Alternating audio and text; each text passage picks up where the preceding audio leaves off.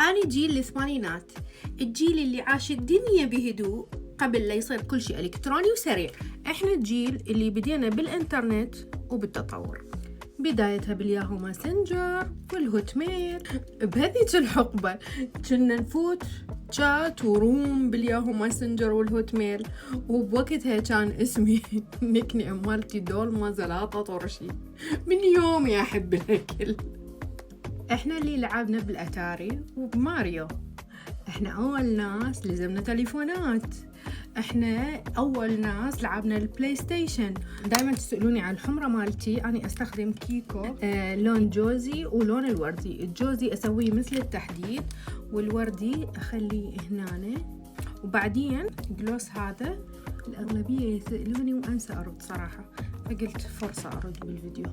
أول التليفونات اللي شلناها كان موتورولا، كان شكوبرة تقول ريموت كنترول، طبعا غير النوكيا وغير البلاك بيري، لحد ما رسينا على الآيفون.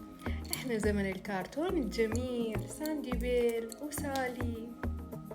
جيل الثمانينات جمع بين أصالة الماضي وبداية المستقبل. إحنا أول ناس شافوا العالم يتغير قدامهم ومشوا وياه بدون ما يضيعون نفسهم.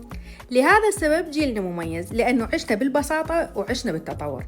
كتبوا لي أنتم من يا جيل، وشنو تتذكرون من الجيل مالتكم؟